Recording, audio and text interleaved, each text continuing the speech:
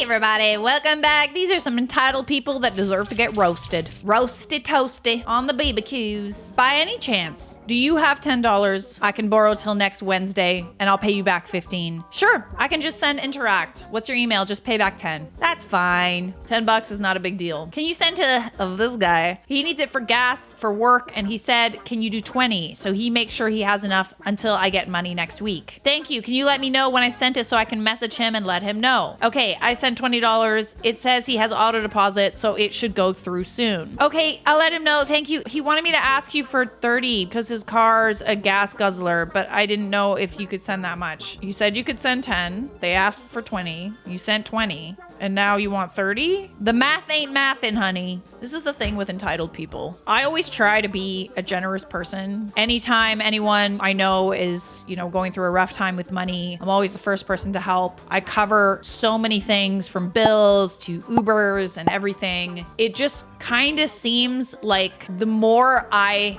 give, the more people tend to expect and the more people take advantage of the generosity. And it just makes you not want to be so generous. I'm not going to do that because it's in my nature, but it seems to be a trend among entitled people. It's just never enough. Once you give an inch, they take a mile. Also, I find it weird that you're asking for money for somebody else. He can't ask you? I'm too shy. In our little northeast corner of Northport, most homeowners take pride in our homes and maintain our properties. Unfortunately, your property is an eyesore. With Hurricane Ian damage, your home has become even more unkept and in disrepair. Please have some pride and make your home presentable by removing trash and unused items from the yard, raking debris, cutting grass, etc. A little TLC and elbow grease goes a long way. If you just don't care, perhaps you should consider selling the property. Sincerely, a Northport neighbor. We all know the joke, it's not your home, it's not your problem. We also need to take into consideration that when someone has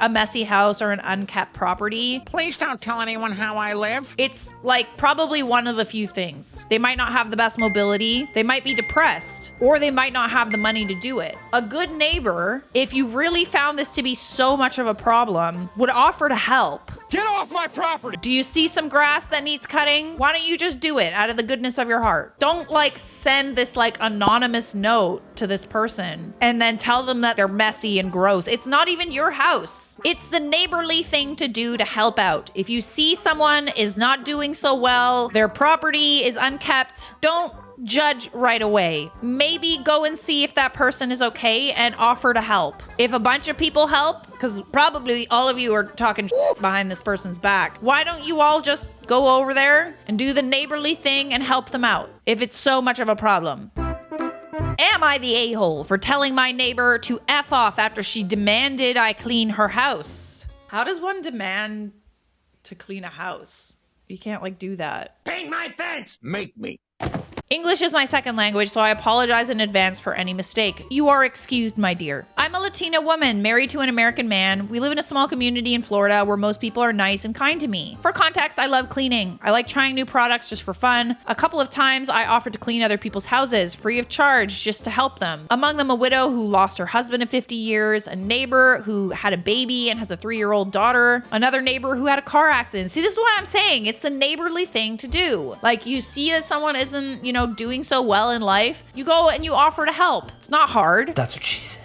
I go to their houses and I clean for them once or twice a week. A few days ago, I was sitting on my couch when I heard someone knocking on my door. It was odd because we have a doorbell. I opened the door and this lady, around 40 years old, whom I've seen just a couple of times, said, "It took you a while to open the door." I looked at her like I didn't understand what she was saying and I only mumbled, "Huh?" She then asked me in the most entitled tone, "I want to know when you're gonna clean my house for free." I'm sorry, who are you?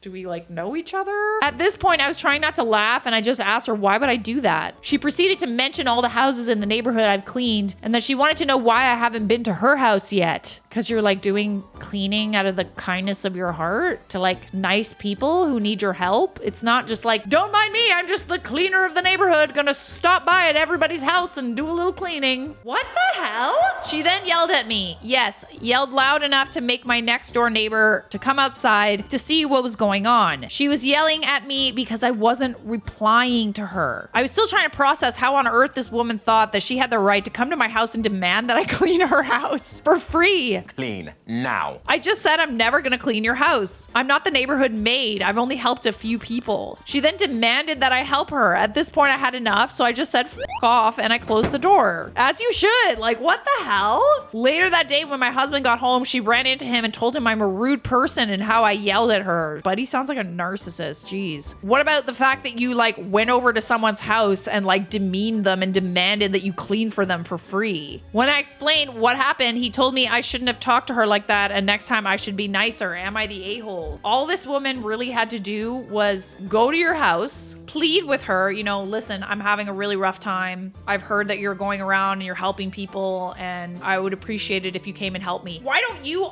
clean the house together too? It's like the fact that she's like forcing you to clean for her. Are you kidding me right now? That is so insulting. This is what I'm saying is like, you can try your hardest to be like the nicest, generous person, but there's always gonna be someone that takes advantage of that. And I'm not saying that you should stop being generous and kind to people, but like, oh God, it sure makes you not wanna be, you know? You're not the a-hole, my dear.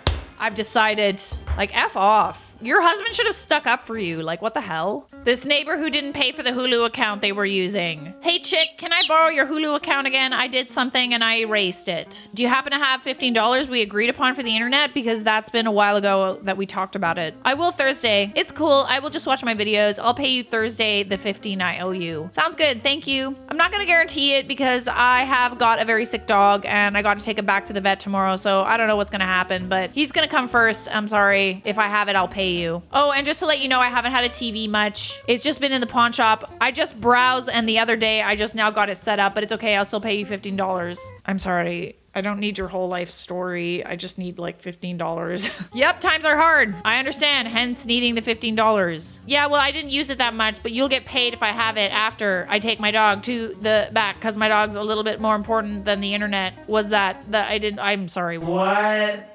You know, I don't understand. Scheiße. I guess I never will. I guess I need to start writing down everything I give somebody from now on, clothes, food, and everything else. I guess instead of giving it away, I need to try to sell it to them. I'm doing what now? Look at everything you've texted. You're overreacting because I'm asking for money that you agreed on. I never asked for food or clothes for the internet. We agreed on money. Hello? Where's my money? Since you changed your password, I'm not going to pay the $15. Thank you and goodbye. Oh, honey, I knew you weren't going to keep your word the second you started overreacting last night. Oh, but honey, you don't know me at all. I was going to pay you, but you know what? I'm having my own hooked up on Wednesday, so it don't matter. You want to be that way? No, I won't pay you. I wasn't overreacting at all. I was concerned about my dog. I wasn't concerned about your freaking internet at all. No, it just kind of sounded like you really wanted to watch Hulu and you were looking for some sympathy, playing the victim. Why are you still texting this person if you don't want their Hulu password? And I say that sitting here with a smile on my face. The old, I don't know what that says, is gone. I'm back on my medicine. I'm all good. See you. That explains everything. Oh, cool. Victim mentality.